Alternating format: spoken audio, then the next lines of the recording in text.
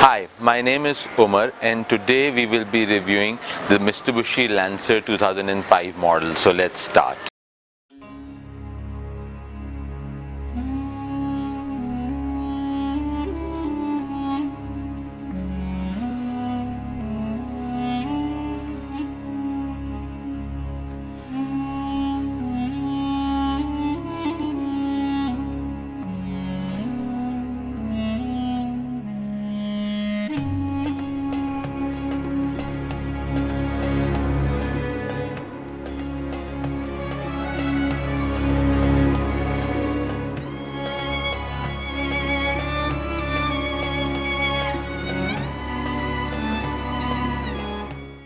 We have our website launched, which is www.bamwheels.com.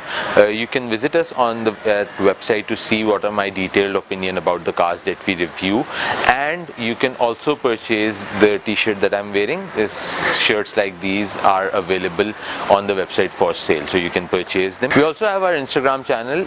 You can follow us on Instagram to see what are the cars that we will be reviewing in future, and if there is a car that gets more like from the viewers, it'll have a higher probability of being posted before other cars. Mitsubishi has been in Pakistan since the early 80s and late 70s. Initially the cars were imported from Japan and they were being imported by Worldwide Automobiles.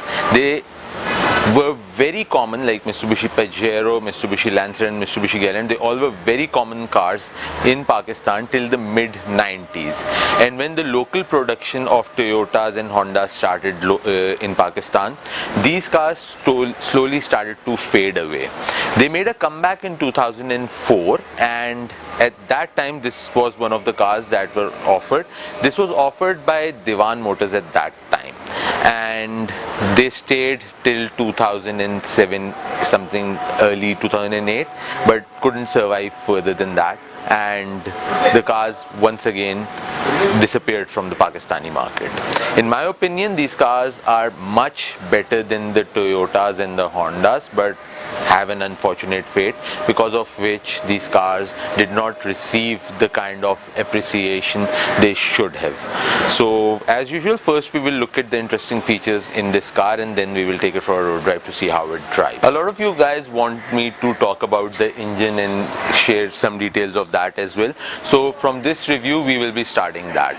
This car that we are reviewing is a 1600cc car. This car came in 1300 and 1600 engine variants, and there was a 1500 engine as well that was offered in the reconditioned cars or the Japanese import that were privately imported as used imports in 2010-12, something like that. So the car that we have is a 1600cc, 1584cc single head overcam engine. The engine code is 4G18. That's the engine code of this particular car. It produces 73 horsepower with 150 Newton meter of torque. There is one interesting thing in this car, that the car came with those 4-point spark plugs as a factory default. Like when the car came from factory, it had those 4-point spark plugs as a factory thing. The benefit of that is that the plugs have a longer life. This is the GLX variant of the car, which is the top of the line variant.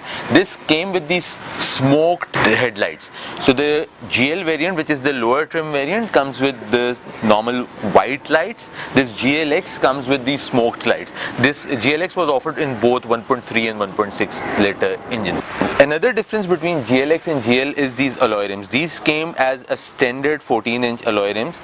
These were standard in the GLX variant, both 1300 and 1600. They came standard with these alloy rims. The GL variant came with the normal steel rims. After that, the side skirt that you see, this is also something that came in the GLX variant only and not in the GL variant.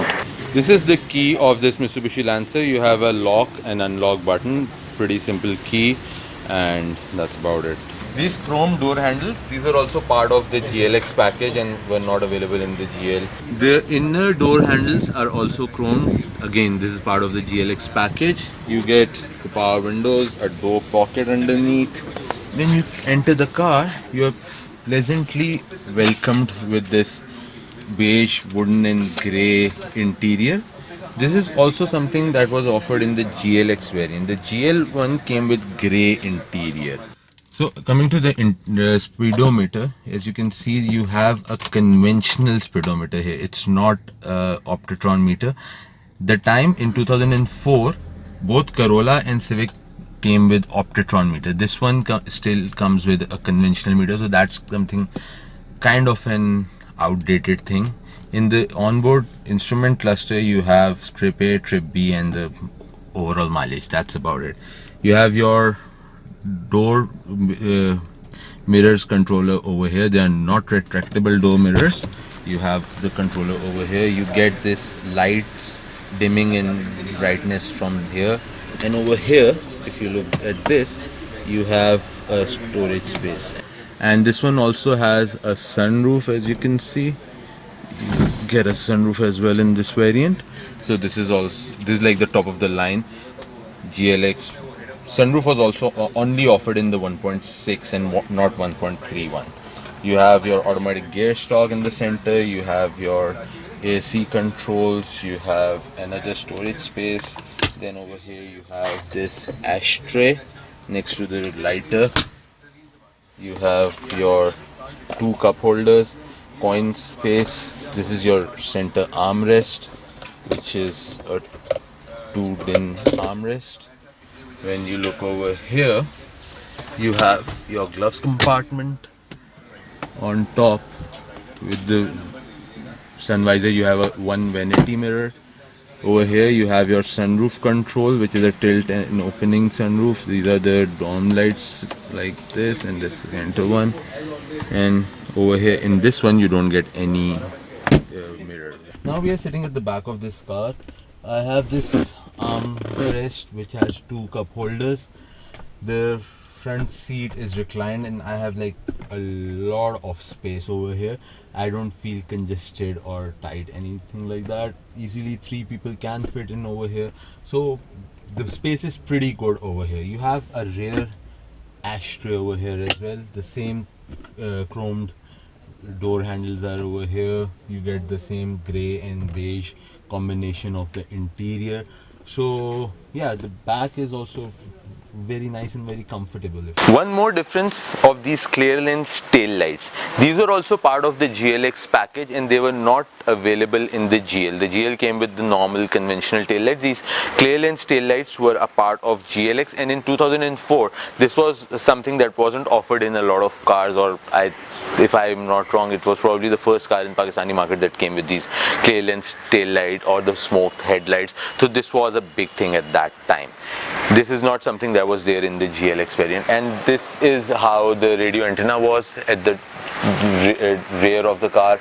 You have a high mount stop lamp. So in order to open the trunk, you have like a really big sized trunk, and the rear seats are a split of 60-40.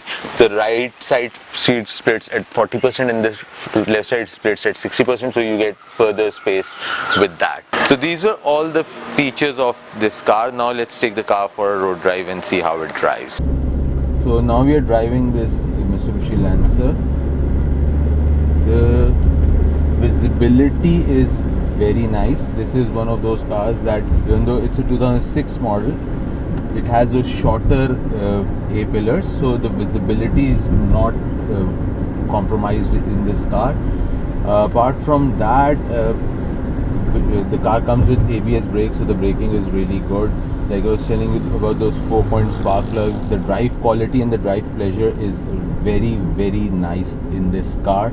It's a Mitsubishi product, so it's of course a better drive compared to all of those Toyotas and Hondas.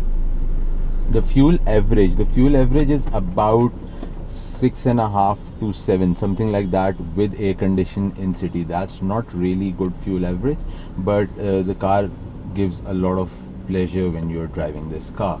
And apart from that, this the owner is telling me that on the longer runs the car gives around 11ish. So in the local it's 6.5 to 7, and when you're going in a long run it gives around 11. When you're talking about the price of this car, like if you go for a 1.3 liter, that would start somewhere around 650,000 rupees, and then comes the higher trims like the GLX 1.6 and 1.6 with the sunroof. Then there are cars that were later in 2010-12 imported as Japanese cars, like the used Japanese cars that were imported. So those the price ceiling that ends somewhere around 1 million rupees. So from 650,000 to 1 million, you can get a lot of different options. Parts availability, the parts are available, but they are not available everywhere. So you won't be able to find the parts with any or every dealer. The parts are available with few places, but all the parts are available. Whatever you need, you can find the parts.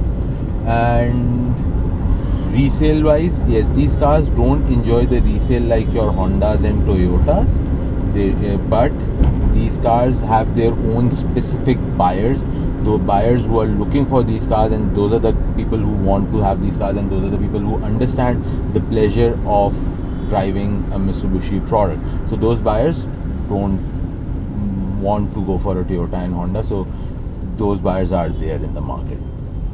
There is one trend that is happening these days, that there are people who are converting these cars into Evolution. So they get those non-custom paid Evolutions, and the chassis, the suspension, the drivetrain, the engine, everything is converted between the two. So the swaps are also happening in these cars. This comes with a Cvt transmission. It's again, I think it's one of the first cars that were offered in Pakistan with the Cvt transmission. So the gear shifting, even on the automatic, is very, very smooth. The car is driven 125,000 kilometers right now, and yes, as the steering and all, the wear and tear is there, but it's not something to be. It's not something surprising. Like the steering, that's something that you use all the time. So if 125,000 kilometers the car is driven for 12 years, the steering has the wear on there. But overall, if you look at the dashboard and everything, you don't see any such wear and tear.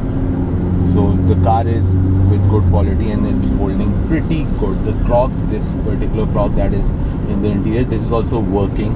So it's not like the clock is not working because the car is 12-year-old.